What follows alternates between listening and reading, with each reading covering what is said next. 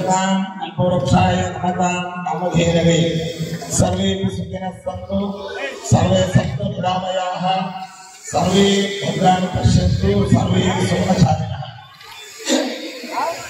ఈ రోజు అంతర్జాతీయ యోగా దినోత్సవాన్ని పురస్కరించుకొని మన దేశం నలుమూలల ఈ యొక్క యోగా దినాన్ని చాలా చక్కగా మరియు ఉత్సాహంగా ఆచరిస్తున్నటువంటిది అందరికీ విదితమైనటువంటి విషయం. యోగా అనేటువంటిది ఏ ఒక్క వ్యక్తికి కానీ లేకపోతే ఏ రాష్ట్రానికి కానీ ఏ పక్షానికి కానీ సంబంధించినటువంటిది కాకుండా యావత్ మానవాళికి సంబంధించినటువంటి ఒక విశేషమైనటువంటి ప్రక్రియ ఈ యోగా అనేటువంటిది. అందుకే భగవంతుడు భగవద్గీతలో యోగ కర్మసు కౌశలం అన్నట్టుగా యోగా అనేటువంటిది శ్వాస నిరోధం. అంటే ప్రతి ఒక్క జీవి తన యొక్క జీవితావధిలో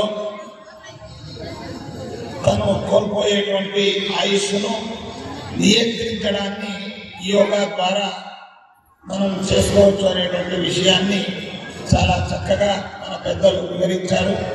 అలాంటి యోగాన్ని మనకు అందించినటువంటి ఋషి మునులు వారి యొక్క జీవితావధిని పొడిగింపు చేసుకుంటూ వందలాది సంవత్సరాలు వేలాది సంవత్సరాలు ఆరోగ్యంగా వారు జీవించడం అనేటువంటిది సాధ్యమైనది. అలాంటి యోగా ప్రతి ఒక్క జీవికి అవసరం. దానిని పురస్కరించుకొని మన భారతదేశం తరఫున ప్రస్తుత జనప్రియ ప్రధానమంత్రులైనటువంటి నరేంద్ర మోదీ గారు దీని యొక్క మహత్యాన్ని మన దేశానికి విశ్వానికి తెలియపరిచే విధంగా ఈ యొక్క పెద్ద ఎత్తున ఈ కార్యక్రమాన్ని చేపట్టారు. అలాగే మన రాష్ట్ర ప్రభుత్వం తరఫున కూడా దీనికి వత్తాసు పలకడం మరియు దీని యొక్క ప్రాముఖ్యతను చాటి చెప్పడం అనేటువంటిది జరిగింది. మన దేశం మన రాష్ట్రం ప్రస్తుతంగా విశేషమైనటువంటి ఒక నాయకత్వాన్ని కలిగినటువంటి దేశం మరియు మన భారతదేశ సంస్కృతిని విశ్వ సంస్కృతికి చాటి చెప్పేటువంటి గొప్ప కార్యక్రమాన్ని చేపట్టడం ద్వారా మన దేశం వివిధ దేశాల అన్నింటిలోనూ కూడా జగద్గురు స్థానంలో ఉన్నది అనేటువంటిది చెప్పడం ప్రధానమైనటువంటి ఉద్దేశంగా ఈ కార్యక్రమాన్ని చేపట్టడం జరిగింది.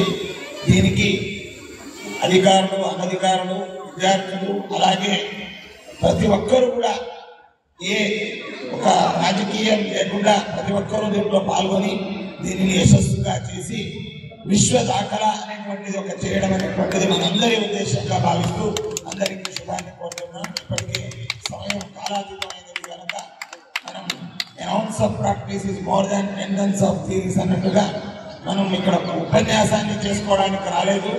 యోగను చేయడం ద్వారా మన శరీరాన్ని మన అవయవాలను మన మనస్సును అలాగే మన శ్వాసను ఒక ఆరోగ్యవంతమైనటువంటి దౌలో దీన్ని నడిపిస్తూ మనం దీని యొక్క లాభాన్ని పొందాలి అని చెబుతూ అందరికీ శుభాన్ని కోరుతున్నాం. సర్వే జనాః సుఖినో భవంతు సమస్త సన్మంగళాని భవంతు.